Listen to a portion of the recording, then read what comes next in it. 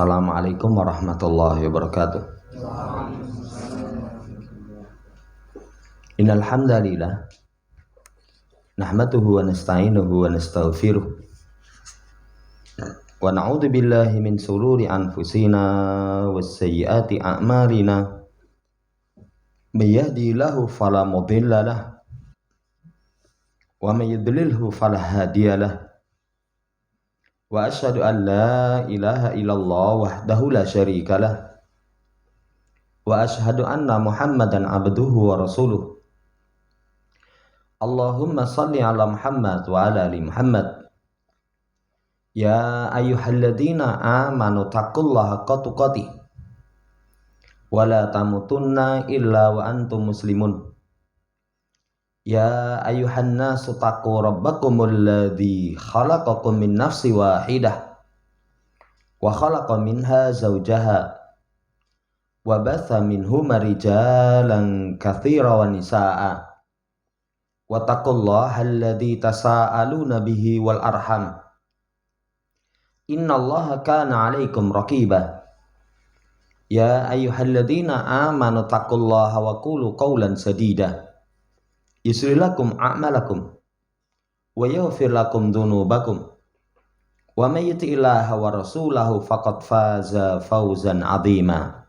Amma ba'd, fa inna ashdaqal hadits kitabullah wa khairal hadi Muhammadin sallallahu alaihi wasallam wa syarrul umuri muhdatsatuha fa inna kulla muhdatsatin bid'ah wa kulla bid'atin dhalalah wa kulla dhalalatin finnar.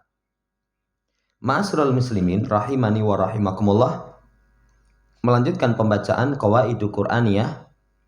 Pertemuan yang lalu kita masih berada pada Al-Qaidatul Ashirah, kaidah yang ke-10. Wala yansurannallahu may yansuruhu. Sungguh-sungguh Allah akan menolong orang-orang yang menolong Allah Subhanahu wa taala. Kemarin sudah diterangkan, menolong Allah itu adalah menolong agamanya. Menolong agamanya. Kemudian kita telah baca sampai di halaman Sabi'ah wasitun 67 di ayat Allah Subhanahu wa taala surat Al-Hajj ayat yang ke-41. Kemudian walida manusira dinullah bi'adoma min idhari hadisya airil azimah. Karena itulah tidaklah agama Allah ditolong itu dengan sesuatu yang paling agung, yakni nampaknya siar-siar yang besar ini. Jadi pertolongan Allah Subhanahu wa taala kepada kaum muslimin manakala nanti siar yang agung ini nampak. Apa siar yang agung itu? Kalau di surat Al-Hajj ayat yang ke-41 kemarin disebutkan 4. Aqamus shalah wa atuz zakah wa amaru bil ma'ruf wa nahu 'anil munkar. Pertama, aqamus shalah, mereka menegakkan salat.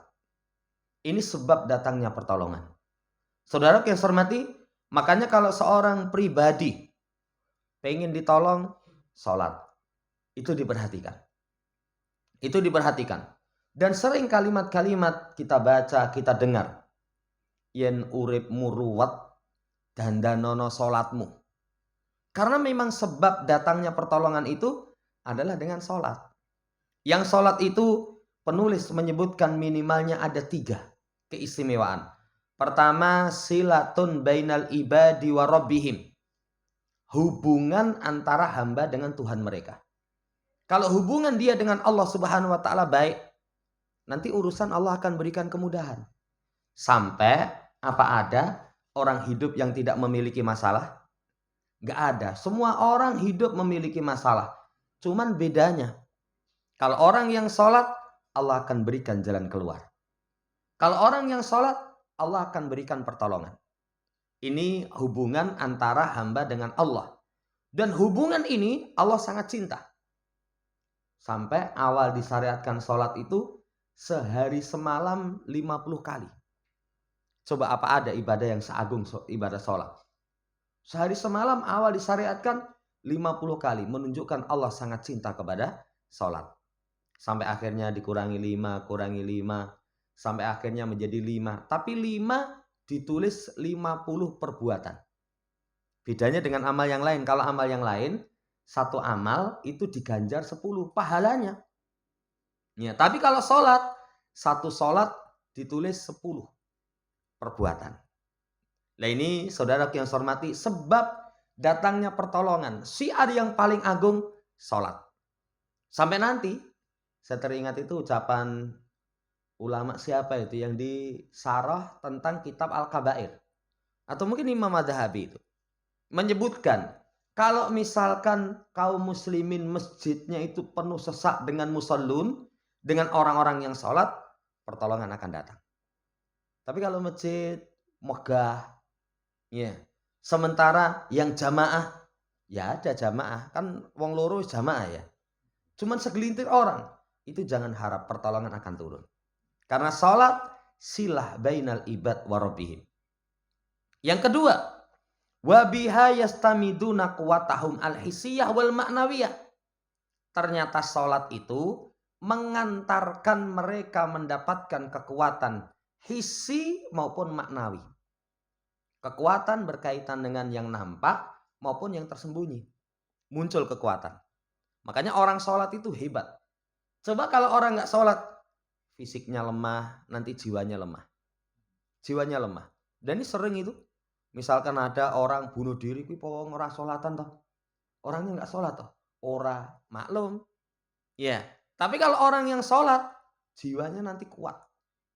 Dia akan mendapatkan kekuatan secara hissi maupun maknawi.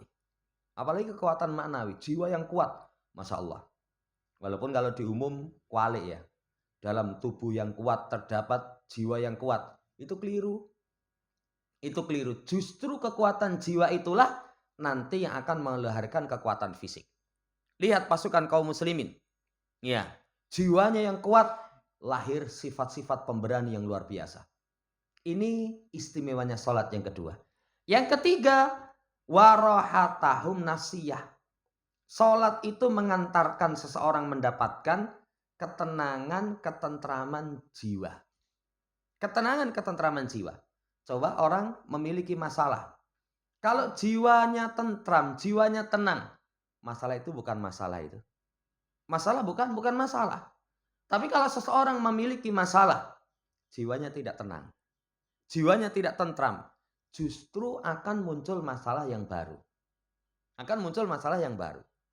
Ini saudara yang saya hormati, luar biasa sholat. Berharap mendapatkan pertolongan Allah, perhatikan sholat kita. Memperhatikan sholat itu, ya ini sering kita sampaikan, para ulama katakan 5. 1, ikhlas. Yang kedua, mencontoh Nabi SAW. Yang ketiga, bagi laki-laki berjamaah di masjid. Yang keempat, itu khusyuk. Yang kelimanya, jamaah hormati, sholat dijaga itu dikerjakan di awal waktu. Semua sholat asalnya dikerjakan di awal waktu, kecuali Isya. Kata Nabi, kalau tidak memberatkan umatku, maka nanti agak malam. Agak malam. Tapi kalau misalkan memberatkan, karena sholat Isyanya agak malam, yang di masjid keturun, yang di rumah keturun, akhirnya sholatnya tidak sempurna, ya dikerjakan di awal. Yang kedua, sholat itu boleh diundurkan. Itu ketika sholat duhur di panas yang sangat. Kalau tempat kita nggak seberapa.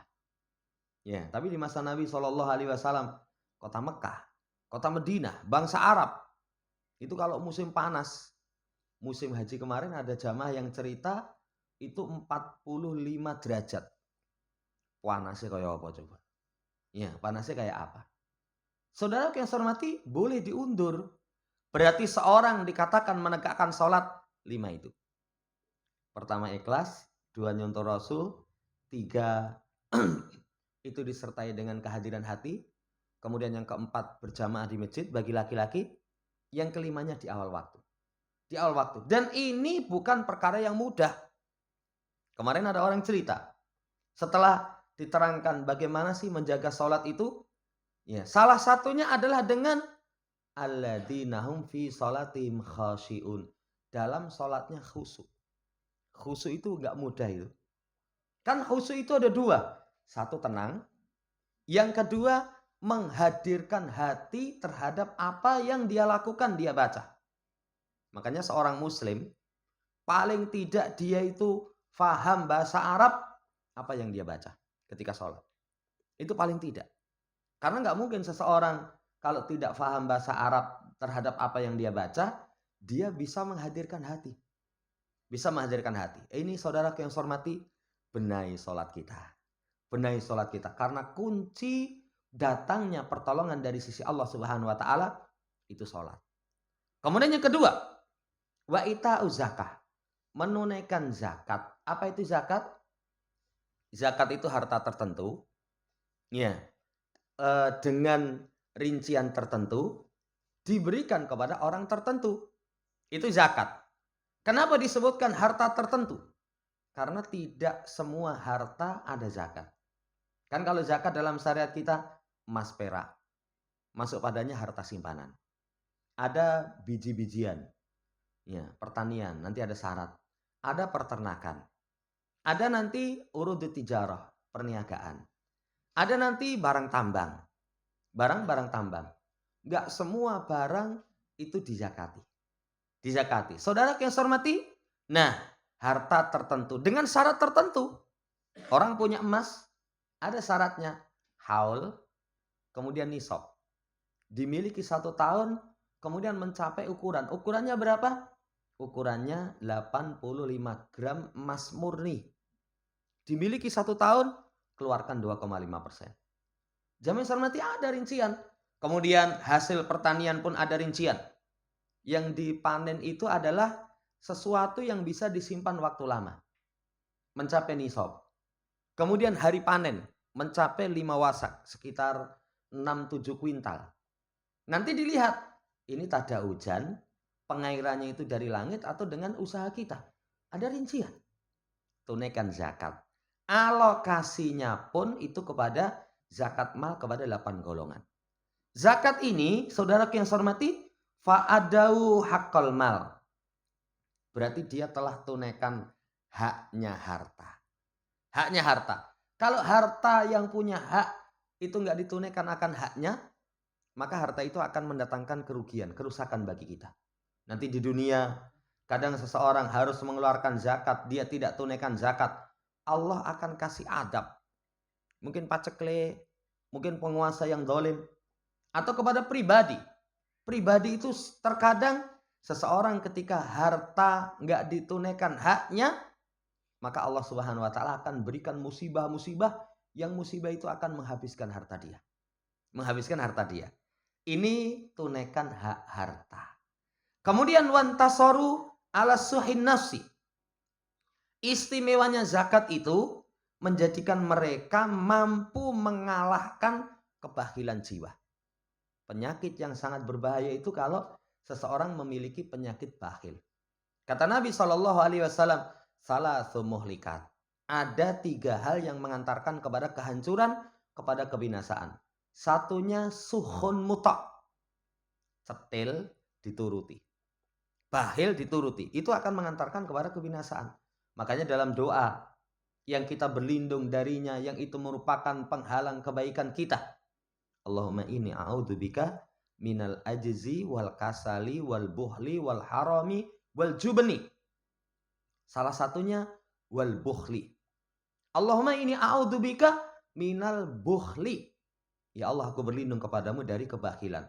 Orang yang menunaikan zakat, maka mereka mampu mengalahkan kebahilan dalam dirinya. Kalau seseorang sudah mampu mengalahkan kebahilan dalam dirinya, itu sungguh kebaikan yang luar biasa. Makanya wa yuqasuha nafsihi, siapa yang dibentengi dari kebahilan dirinya, maka mereka itu orang yang beruntung.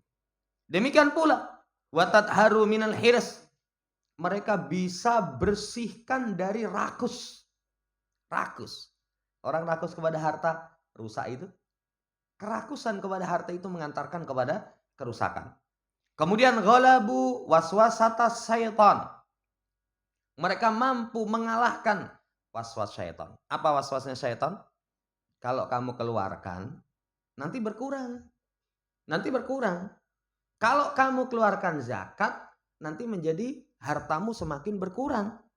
Padahal zakat, namanya zakat itu tumbuh berkembang.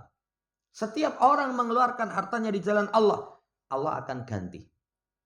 Allah akan ganti. Dan ganti Allah itu satu, nanti kelipatannya menjadi 700 sampai kelipatan tanpa batas. Sampai kelipatan tanpa batas. Mereka mampu mengalahkan was-was syaitan dengan menunaikan zakat. Demikian pula istimewanya zakat itu saddu halatal jamaati. Upaya untuk menutup kekurangan kaum muslimin. Jamaah kaum muslimin itu dengan zakat. Dengan zakat. Makanya kefakiran itu tidak bisa dihilangkan. Kita berantas kefakiran. Angel. Tetap ada. Tapi kefakiran itu ada kepedulian. Orang-orang yang mampu peduli kepada mereka. Salah satunya dengan zakat. Salah satunya dengan zakat. Makanya zakat itu pertama kali tu'khadhu min aghniyaihim faturadu ila fuqaraihim. Diambil dari orang yang mampu dikembalikan kepada orang yang fakir. Siapa orang fakir yang lebih dahulu diberikan? Sekitar orang yang mampu itu. Sekitar orang yang mampu. Coba indahnya zakat. Zakat itu bisa menutup kekurangan al-jamaah. Kemudian pula wa kafalu di'afa fiha. Bentuk penjagaan kepada orang yang lemah. Orang-orang yang lemah bisa dijaga dengan zakat. Wal mahawid, orang-orang yang butuh. Wa haqqaqullaha sifatal jismil hayy. Kemudian mereka pun telah menerapkan untuknya sifat tubuh yang hidup. Sifat tubuh yang hidup. Sifat tubuh yang hidup. Saling memberikan. Ya saling menolong. Kan tubuh kita satu tubuh. Itu kalau kaki misalkan sakit. Yang lain gak egois itu. Yang lain gak egois. Jempol kaki kita kena standar motor. Mecoplok gitu. Ya, itu gak egois.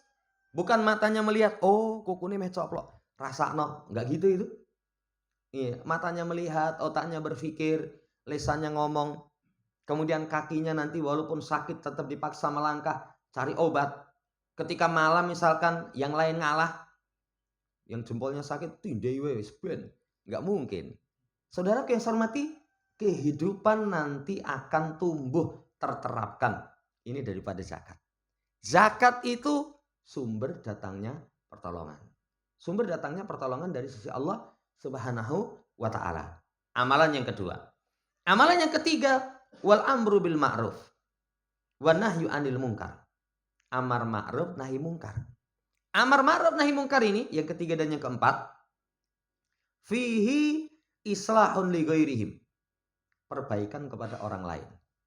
Jamaah yang saya hormati, seseorang itu sempurna dirinya kalau dirinya sendiri dia perbaiki, setelah itu memperbaiki orang lain. Kalau memperbaiki orang lain dulu, dirinya dikesampingkan, rugi dia. Orang yang seperti itu orang yang rugi, seperti lilin. Sekitarnya dikasih cahaya, sekitarnya mendapatkan manfaat, dirinya sendiri hancur terbakar. Pribadi yang sempurna itu, sebagaimana dalam surat Al-Asr. Kata Allah wal asr, innal insana lafi khusr illal ladzina amanu wa amilus shalihat wa tawassaw bil haqq wa tawassaw bis sabr. Demi masa sesungguhnya manusia itu dalam keadaan merugi kecuali yang mereka perbaiki dirinya dengan iman dan amal soleh. Kalau pengen memperbaiki diri, amanu wa amilus shalihat. Kalau pengen memperbaiki orang lain, tawassaw bil haqq tawassaw bis sabr. Saudara yang saya hormati, sempurna. Lah, amar ma'ruf nahi mungkar itu islahun li ghairihim. Islahun li ghairihim. Dan Islam itu menuntunkan kepada kita peduli kepada orang lain.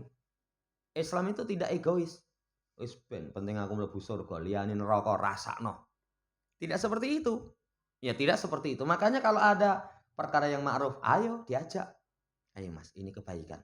Saya sudah melakukan, kamu ayo. Ada kemungkaran, tinggal no Mas. Saya sudah meninggalkan, kamu juga tinggalkan.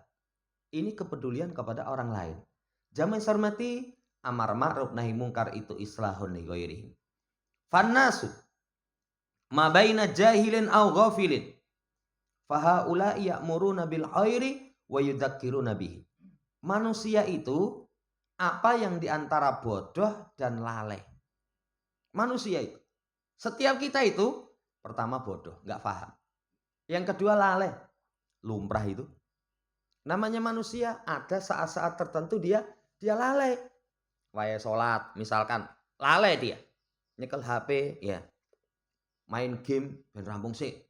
Lah rampungnya 2 jam. Lah subuh adzan krungu apa?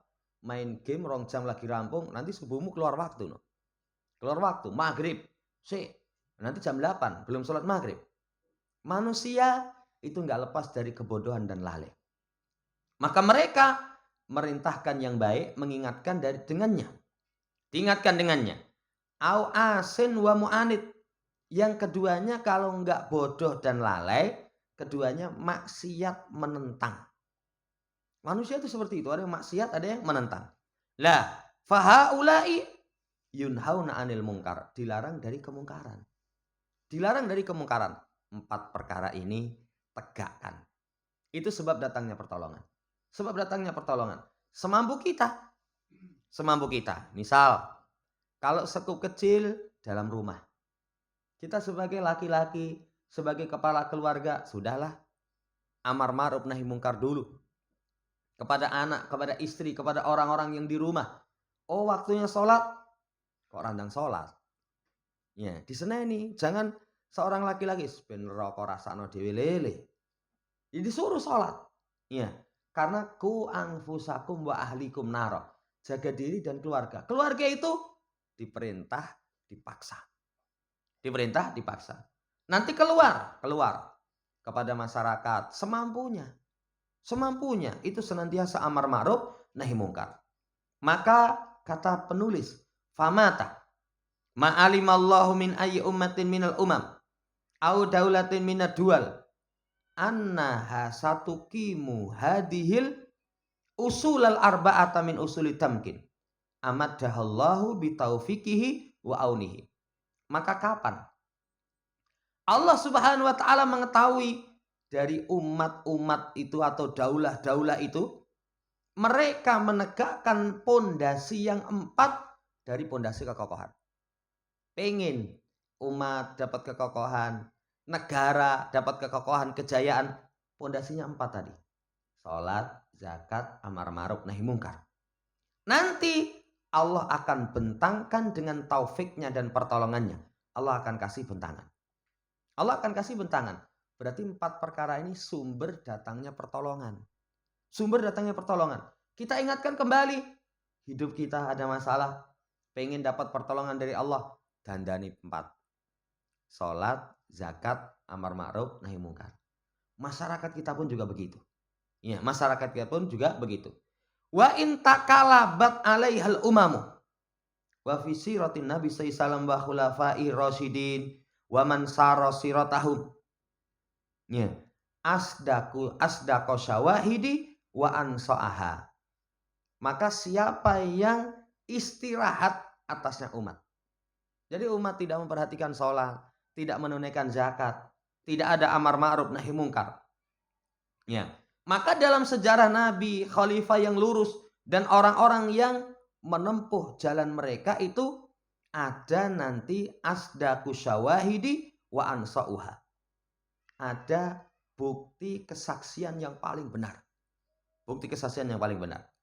Ada nanti ya sesuatu yang bersih murni bercahaya. Nampak itu? Kapan satu umat dalam sejarah ditulis? Negakkan sholat, menunaikan zakat, amar ma'ruf nahi mungkar, datang pertolongan.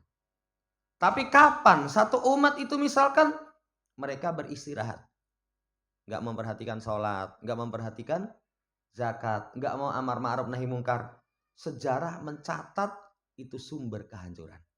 Allah Subhanahu wa taala tidak memberikan pertolongan. Kemudian amma idza alimallahu min ahwalihim annahum idza adu ilal ardi wa mukinu fiha lam yuqimus salatan walam yu'tu zakatan walam yu'maru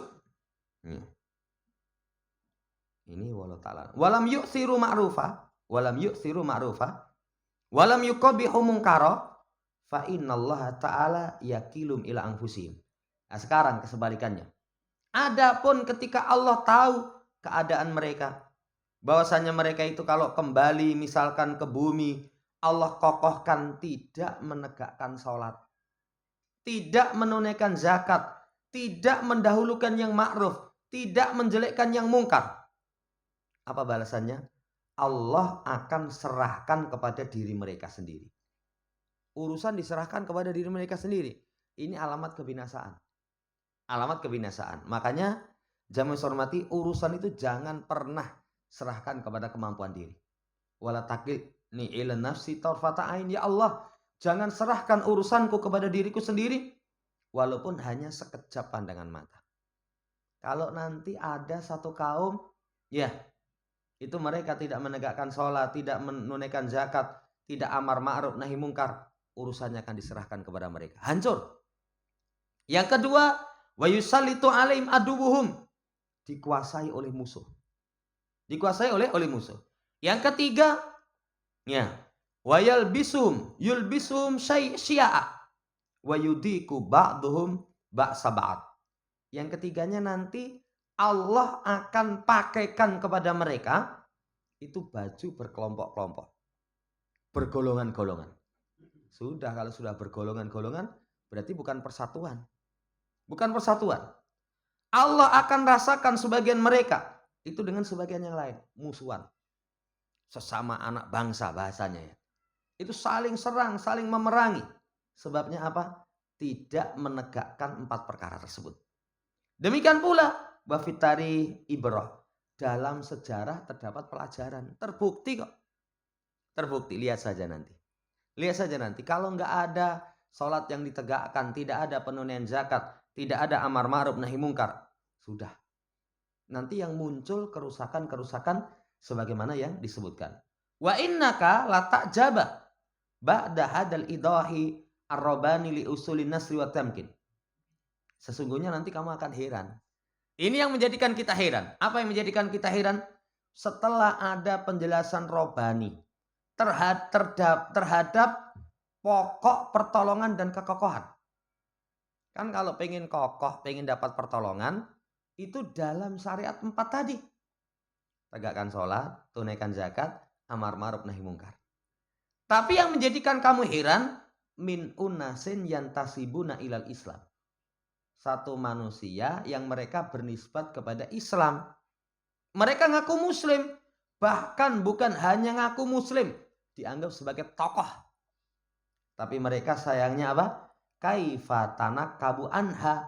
Tapi mereka malah menjauh. Jadi sebab pertolongan ini gak ditempuh. Sholat, waduh. Malah itu mengganggu apa? Perkembangan negeri itu. Saya itu kapan itu dapat pertanyaan. Ya, pertanyaannya itu, ya, dia tes kenaikan pegawai jabatan. Jadi lagi nggarap soal, itu salah satu pertanyaannya, kalau misalkan ada rapat penting. Rapat penting, tapi seiring dengan rapat penting itu berbarengan dengan waktu sholat. Mana yang lebih kamu dahulukan? Lagi sehingga soal orang PKI ya. Ya, itu kalau kita jawab, sholat dulu. Langsung ya alamat centang ora lulus ini. Ora lulus. Tapi kalau misalkan ya kita dahulukan sholat dulu, nanti setelah sholat kita lanjutkan rapat itu. Itu sudah alamat ora lulus. Coba, ada orang-orang yang mengaku muslim tapi kadang jalan-jalan yang mengantarkan datangnya pertolongan itu mereka malah menjauh. Mereka malah menjauh. Am kaifa istabdalu bihi madahibala diniyata aslan. Bagaimana mungkin mereka malah merubah dengan madhab yang tanpa agama secara asal. Malah yang dipakai bukan perkara agama. Bukan perkara agama. Kayak sing kemarin tuh, ya, itu sing tahu ngomong katanya musuh Pancasila pertama kali itu agama. Ki waras apa edan itu? Ya, kalau dikatakan waras, kayak ngono kok diangkat. Diangkat. Padahal katanya itu juga termasuk muslim. Termasuk muslim. Saudara yang saya hormati, memilih madhab yang tidak ada agamanya secara asal. Ya. Layan sanasu qaula ahadi qayadin fi mandomati tahrilil Palestiniyah. Sekarang kata Syekh, tidakkah manusia lupa ucapan salah satu pemimpin dalam organisasi pembebasan Palestina? Apa kata mereka? Lama aradu i'lana dauliyati Palestiniyati nuriduha daulata ilmaniyah. Ketika hendak mengumumkan daulah Palestina, kami ingin daulah ilmaniyah, sekuler. Muslim itu? Muslim. Tapi kalau ini disampaikan, kowe ora peduli karo sedulurmu. Kamu nggak peduli karo sedulurmu. Ingat, kalau satu tempat Allah tidak turunkan pertolongan, sebab-sebab pertolongan datang apa belum? Datang atau belum? Kesyirikan masih pol, misalkan sholat tidak diperhatikan, syariat agama tidak diperhatikan. Ya bukan hal yang mustahil. Bukan hal yang mustahil. Saudara yang saya hormati, ini. Makanya sungguh nanti kamu akan heran, ternyata ada penjelasan ayat yang demikian gamblang, ora digagas. Padahal ucapan Allah Subhanahu wa ta'ala. Ya. Kemudian, inna intisarul yahud ala haula'i aqrab. Sesungguhnya pertolongan Yahudi atas mereka itu lebih dekat. Fahum ahlu kitab badinin wa ingkanu qatlatan mujrimin. Inna man yaqra'ul qur'ana al-karima bi adna ta'amulin saya jidul haditha fihi dohiron wa batinan. Dohiron wa bayinan an asbabin nasri wa asbabil hazimati fi mawatina mutafarriqah. Sesungguhnya Yahudi itu ditolong dari Yahudi itu seharusnya kan lebih dekat. Lebih dekat. Mereka itu ahlul kitab dan ahlul agama. Mereka itu walaupun sebagai pembunuh yang berdosa. Pembunuh yang berdosa. Kan Yahudi. Orangnya jahat. Tapi kok menang terus itu. Kok menang terus. Bukan hebatnya mereka. Itu kemaksiatan kita. Itu karena kemaksiatan kita. Sesungguhnya siapa yang membaca Al-Quran kemudian biadna ta'amulin dengan memperhatikan yang paling rendah. Coba gatekno sekilas. Bahasanya itu perhatikan cuman sekilas. Cuman sekilas. Apa tadi? Siapa yang menegakkan sholat, menunaikan zakat, amar ma'ruf nahi mungkar, Allah akan kasih pertolongan. Wes ora usah diterangke lah. Sholat itu kayak apa enggak usah diterangkan. Sekilas saja. Itu orang akan paham. Orang akan paham. Bahwasannya pembahasan dia akan dapatkan pembicaraan padanya itu nampak jelas. Sebab pertolongan, sebab seseorang itu diberikan kemenangan itu di tempat yang sangat banyak. Wahiyat tuhki mawakifah waqa'at li asrafi jaisin arafat udunya qaiduhu Muhammadur Rasulullah SAW. Dan nanti akan dikisahkan sikap-sikap yang terjadi kepada tentara yang paling mulia yang diketahui oleh dunia. Mana pasukan paling mulia yang diketahui dunia? Para sahabat. Siapa panglimanya? Qaidu Muhammad Rasulullah SAW. Tentaranya para sahabat yang mulia. Para sahabat yang mulia. Alim ajma'in. Mereka akan tahu. Oh, sebab pertolongan itu karena mereka taat kepada Allah. Tapi sebaliknya, ketika tertimpa kekalahan, sumbernya karena kemaksiatan. Orang kalau mau baca perang Uhud, perang Hunain, perang Badar. Ya, nanti akan tahu, nanti akan diterangkan oleh penulis. Jamaah hormati sampai di situ. Jadi sekali lagi, kesimpulan pembahasan kalau pengen mendapatkan pertolongan Allah Subhanahu wa taala, tolong agama Allah. Lah termasuk syiar Allah yang agung itu salat, zakat, amar ma'ruf, nahi mungkar.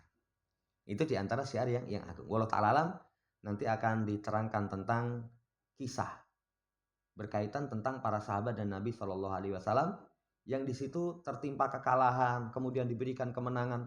Sumber utamanya ketaatan. Kalau kalah, sumber utamanya maksiat. Makanya kalau kita misalkan tertimpa ya kekalahan, dikuasai musuh, tidak datang pertolongan, yang harus dikoreksi, maksiat saya apa? Maksiat saya apa? Wallahu ta'ala alam. Ini yang bisa kita baca, insya Allah pertemuan seterusnya nanti masuk pada pembahasan setelahnya. Wallahu ta'ala. Subhanakallahumma rabbana bihamdika asyhadu an la ilaha illa anta astaghfiruka wa atubu ilaik. Assalamualaikum warahmatullahi wabarakatuh.